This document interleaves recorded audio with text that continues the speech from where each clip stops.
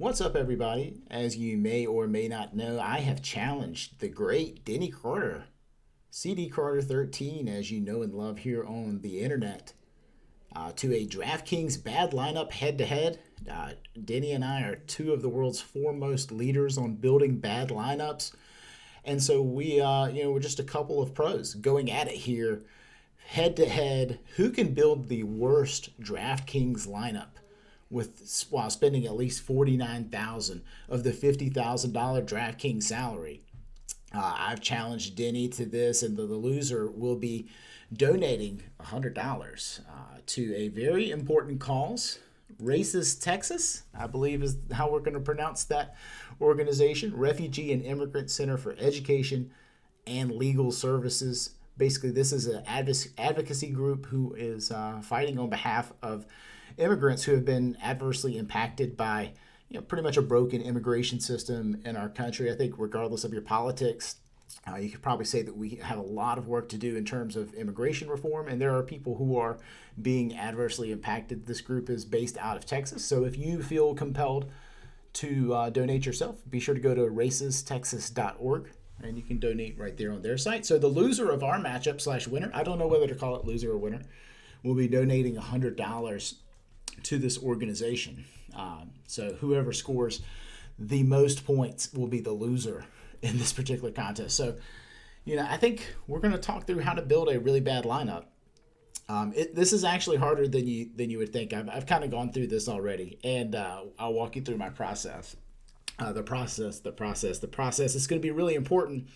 We're trying to avoid big plays. We're trying to avoid scoring opportunities. We're trying to insert a low floor. Those boom bust guys that we like to play in tournaments. Guess what? In head-to-head, we're going to be all about those boom bust guys again, and we're just crossing our fingers that they don't boom on us, because we've got to spend at least $49,000 worth of salary. And one key thing to note about this particular challenge, if any player in your lineup scores a bagel, puts up a 0, you can't use them. You lose. You automatically lose if you have a player with a 0 in your lineup. So we want very few points.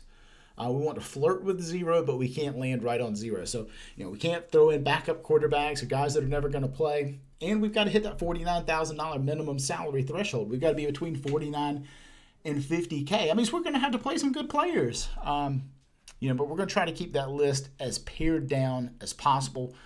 So why don't we talk about it? I think, just as we're thinking about how to build a bad lineup, it starts with just violating basic cash game principles.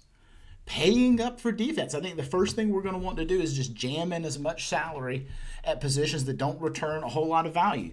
So we're going to go to our defense here, and it's the Chiefs D. Now, gosh, this is a juicy matchup for Chiefs D, but at $4,500, they're going to just spend as much of our salary as possible. We're not projecting that to be a huge, huge difference. I think you could justify coming down a little bit. Maybe Rams there, $3,800, but I just want to spend all the salary where I don't think I'm going to get a return on my fantasy points. Gosh, Sam Darnold's probably just going to go just implode in front of the whole world, and Chiefs will score another 2 touchdowns again this week. But we're going to roll the dice. We're going to hope Sam Darnold can be reasonably competent, and that they'll score a handful of points in this game where they're just going to get demolished. But I think that's the natural starting point. You've got to go there, Chiefs D. And then I think the next thing we're going to think about is roster construction. We've got 2 running back positions and a flex. We've got 3 wide receiver positions. We ordinarily would want to incentivize putting running backs in our flex for that, consistent floor, stability with upside. But that means we're just going to be leaning back towards receiver in this particular format, where we're trying to insert volatility and just wipe away any floor that could exist. So we're going to probably go with a 4 wide receiver build.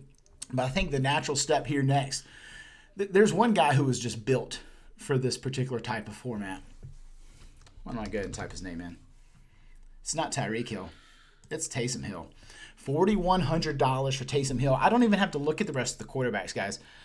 You're telling me a guy who's guaranteed to get snaps this week, Taysom Hill. He's going to be on the field. He's going to get some points. Look at that. 0.6 fantasy points, 7.3, 2.4, 0.7. Like, he's got a point, at least, some fractional scoring in every game this year. He's a dream scenario at 4,100. You wish he was priced up a little bit more.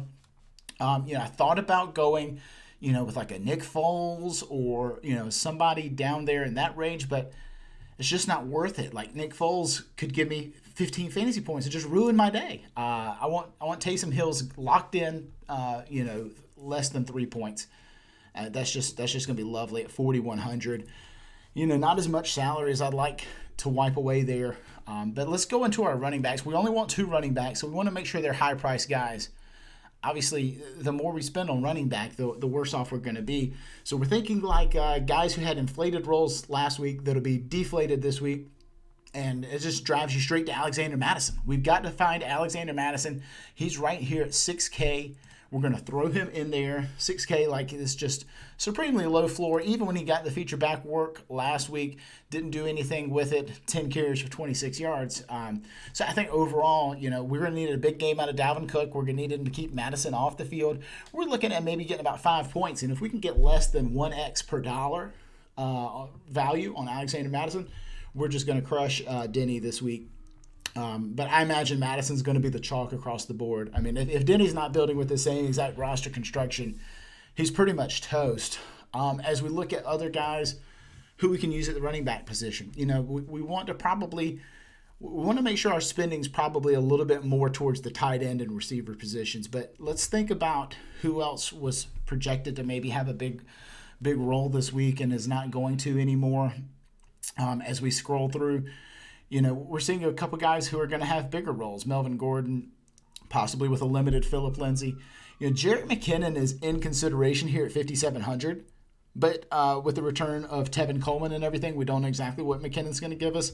But I feel more confident actually playing his teammate, JaMycal Hasty, at 5K. And I think those LA running backs are in contention there too. But I feel good about Hasty at 5K.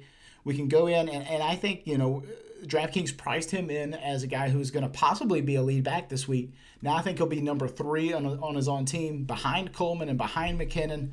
Hoping I can get away with it here with JaMycal Hasty. Going to need him to at least get a couple snaps, couple carries probably, just to make sure we break the 0. Don't want to take a 0 under any circumstance.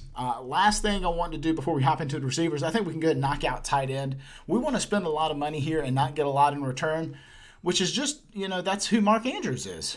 There's no better player than Mark Andrews at $5,800. Let's go ahead and swipe him in there. Now, as you can see, average salary remaining $6,150 per player. Means we're going to have our work cut out for us here at the receiver position. We're going to have to find some real duds up there in the receiver position at $6,150. And obviously we'll get $1,000 less than that in terms of salary that we get to spend $23,600. So we can spend just a tad less, but overall, we're going to need to find some explosive players who we don't think are actually going to explode this week because we've taken it pretty conservative here so far. As we look at the receiver position, I think that the first place you got to go here is Justin Jefferson. Jefferson is a boom bust guy, $6,500 this week, so he's priced right up there. I mean, he's right there with Tyreek Hill, Steph Diggs, Keenan Allen, priced above Keenan Allen. Come on, man.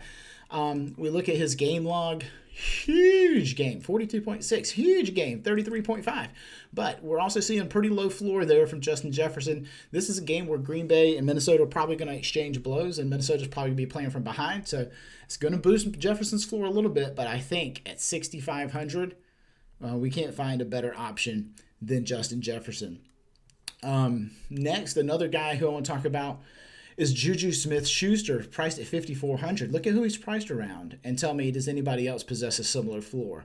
You could consider T.Y. Hilton there at $4,900. That's for sure. He's certainly in play. But I think I prefer Juju Smith-Schuster, $5,400. And we just take a look at his game log as well. And, I mean, look at that floor. I mean, just super sexy floor there, 2.6 and 6.8. Now, granted, we've seen him, emerge a little bit. But I'm thinking this, we only saw one target, I think it was, for Chase Claypool last week. This is going to be Juju back to the pine type of week. He'll be on the field running wind sprints. But let's put him in our lineup, see what happens. We've got 12-7 left to spend. Got 2 more positions. And, like I mentioned, we want to go receiver here. And, let's think about boom bust players. Does the name Mecole Hardman come to mind? Let's find out how much Mecole Hardman cost. Whoops, sorry, went down a little bit. Mecole Hardman will be There he is, $4,700. All right, so it means we're gonna have to play a pretty good player here at 7K to meet the 8K threshold. I think I got just the guy.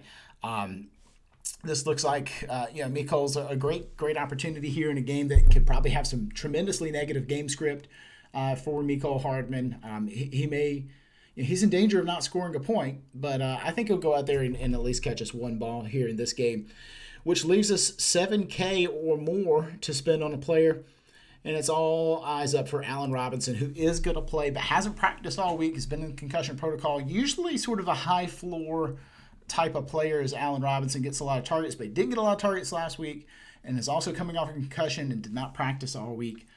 So I think I feel really good about that. I mean, you've got to play good players in your lineup somewhere if you're going to spend $49,000. So I think I can count on a little bit lower floor for Allen Robinson this week, which is really just going to, lower my overall team floor pretty solid here.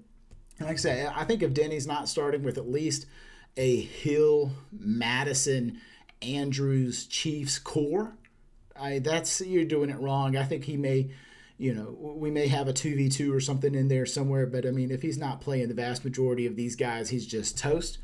Obviously, whoever loses/wins this match, scores the most points, going to donate $100 to Racist Texas, and encourage everybody else to do the same, or challenge a friend of yours to make the worst lineup that you can.